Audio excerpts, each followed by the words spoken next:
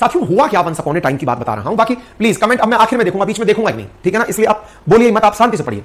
हुआ क्या कि अपन सबको यह मालूम है कि देश का विभाजन 14 और 15 अगस्त 1947 को हुआ। ओके, 1947 को हुआ तो जो अखंड भारत, आज का भारत, पाकिस्तान, अफगानिस्तान, जितने भी देश उस समय जब एक हुआ करते थे, इनके समस्त भारतीय यहां खड़े थे, ये सब भारतीय थे, ये सब भारतीय खड़े हुए हैं। उस समय तो हम सब भारतीय थे ना, उस समय कोई पाकिस्तानी नहीं था, कोई बांग्लादेशी नहीं था, है ना, कोई कुछ नहीं था, सब खड़े हुए थे आराम से।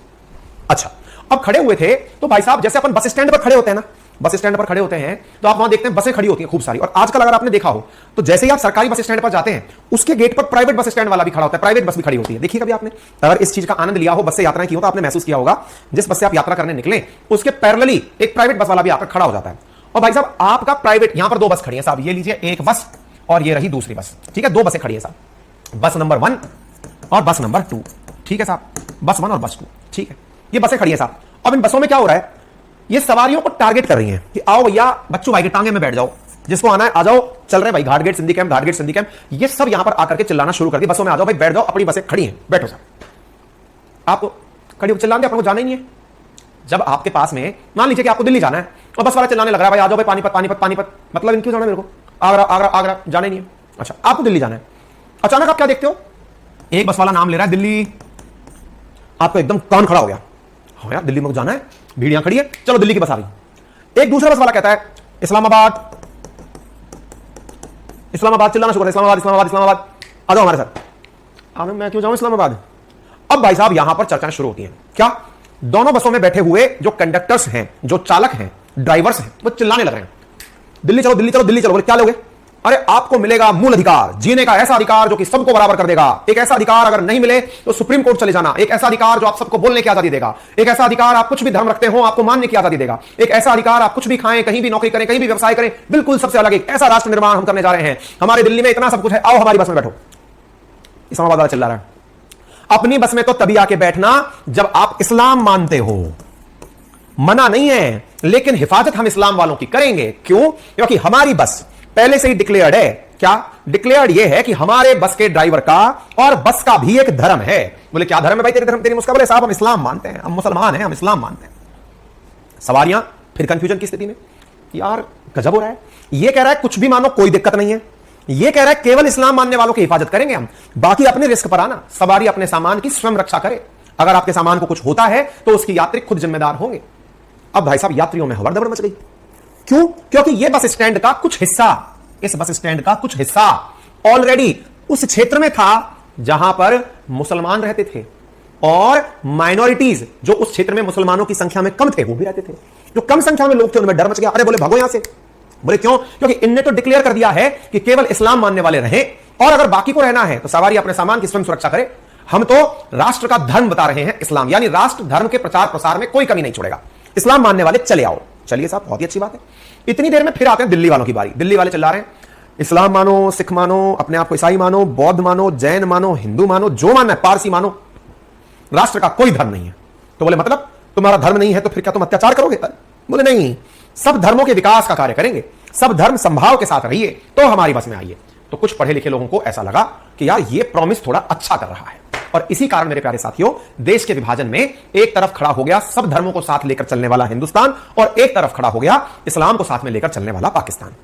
लेकिन सर केवल धर्म ही ऐसा कारक था क्या जिसके आधार पर ये लोग बट गए अलग अलग बसों में। हमने कहा शुरुआती कारक तो यही था, लेकिन शुरुआती कारक से काम थोड़ी चल रहा था। लोगों को आपको कुछ वादे करने थे देश की आजादी से पहले। वो जो वादे करने थे ना, वो अंग्रेजों ने हमें आदेश के साथ करने की कही थी। कौन से आदेश? अंग्रेजों ने अपनी एक संविधान सभा बनाई थी कैबिनेट मिशन के माध्यम से। भारतवासी जो लंबे समय से संविधान सभा की मांग कर रहे थे, कॉन्स्टिट्यूएंट असेंबली की मांग कर रहे थे, उनसे कहा था कि तुम चिंता मत करो, तुम्हारी मांगों की पूर्ति होगी, तुम जो चाहोगे वो देंगे, बताओ क्या चाहिए। तो उन्होंने कहा हम एक ऐसा देश चाहते हैं जिसमें हम नागरिकों को कुछ निश्चित व्यवस्थाएं दे सकें। बोले जैसे? बोले हम नागरिकों को निश्चित व्यवस्थाओं में उनको सबसे पहले मूल अधिकार दे सकें।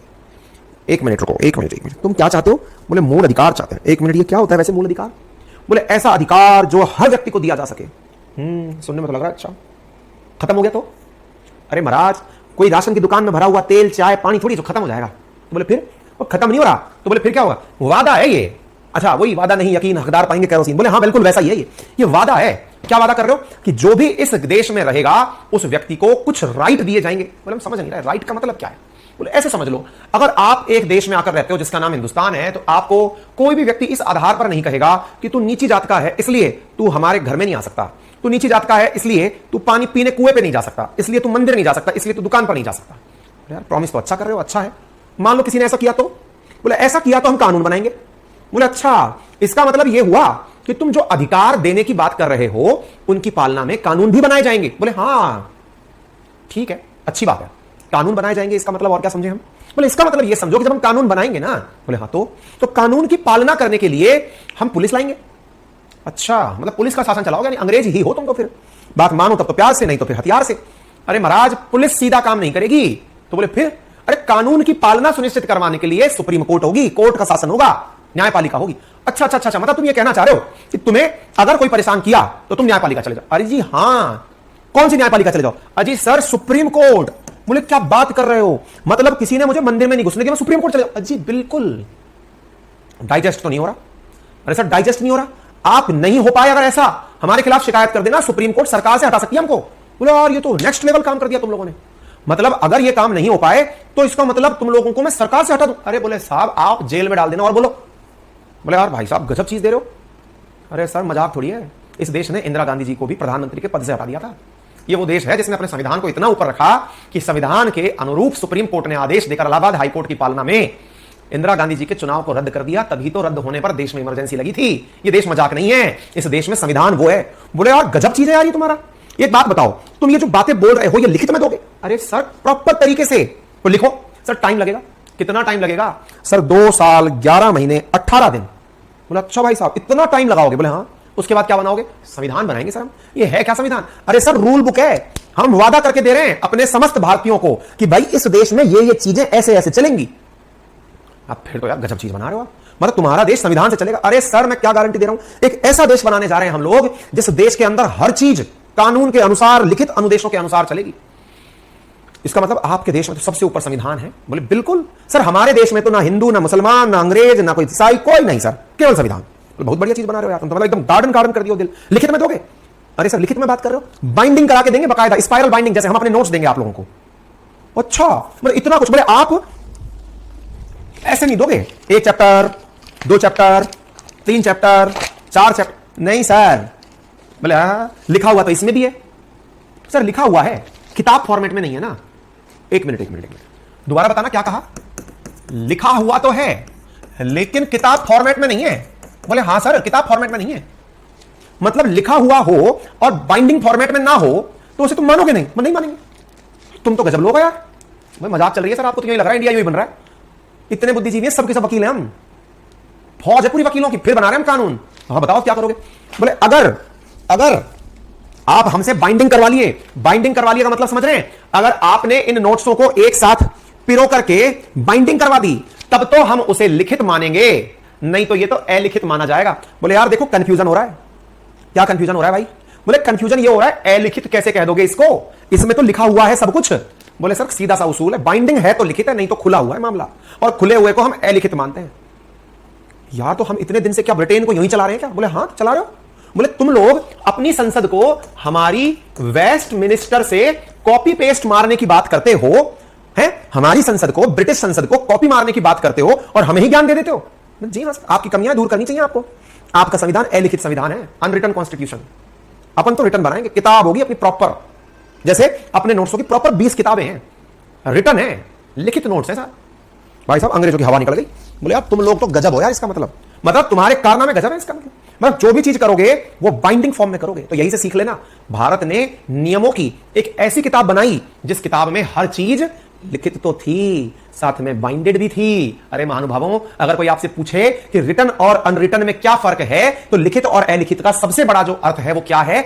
भाषा के अंदर, संविधान की भाषा में अगर बाइंडेड है लॉज, सारी बात, सारे नियम, सारे कानून अगर एक ही जगह संकलित और बाइंडिंग में है, बुक फॉर्म में है, तो उसे लिखित संविधान माना गया। तो भारत का संविधान कैसा है? लिखित संविधान है, और जिनसे हमने कॉपी मारी उनका अलिखित है। उम्मीद है आपको बात समझ में आ रही हो। बोले यार गजब चीज दे रहे हो तुम। बोले यार एक बात बताओ, तुमने किताब लिख दी, मान लिया, जैसे अपन ने नोट्स लिख दिए, ये क्या है?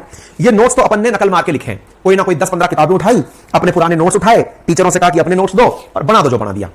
गुरु जी आप बड़े अच्छे आदमी हैं, खुद से स्वीकार कर रहे हैं इस बात को कि अपन ने तो नकल करके नोट्स बनाए। मैं कहा अपन ने नहीं भाई साहब, अपना तो इंडिया भी ऐसे संविधान बनाया था। मतलब अरे ऐसे ही तो काम था, जो काम हमने 2 महीने में किया है हमारे संविधान निर्माताओं ने उसी काम को 2 साल 11 महीने 18 दिन में किया था।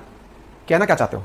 हमें कहना क्या चाहते हैं? दुनिया भर घूमे, दुनिया भर की अच्छी अच्छी बातें टेबल पर लाके रख ली, और टेबल पर रख ली, और सारे बुद्धिजीवी बैठ गए चारों तरफ, बोले बताओ भाई, अपने देश में रहने वाले नागरिकों को छुआछूत से छुटकारा मिलना चाहिए कि नहीं? Yes sir. एक बोला नहीं मिलना चाहिए, बोले वोटिंग करा लो भाई, ये कह रहे हैं ज्यादा लोग करना चाहिए, कर दो भाई।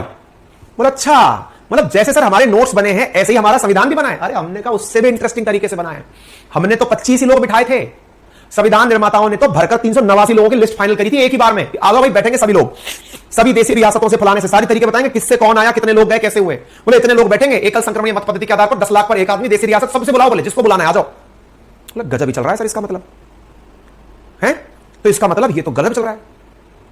गजब क्या चल रहा है सर? बोले गजब ये चल रहा है कि हमारा संविधान भी दुनिया भर के नोट्सों से एकत्र करके एक जगह संकलित करके बनाया गया था। बिल्कुल, ये तो हमने डे 1 में कह दिया था आपसे कि इसी तरह से बनाया गया था।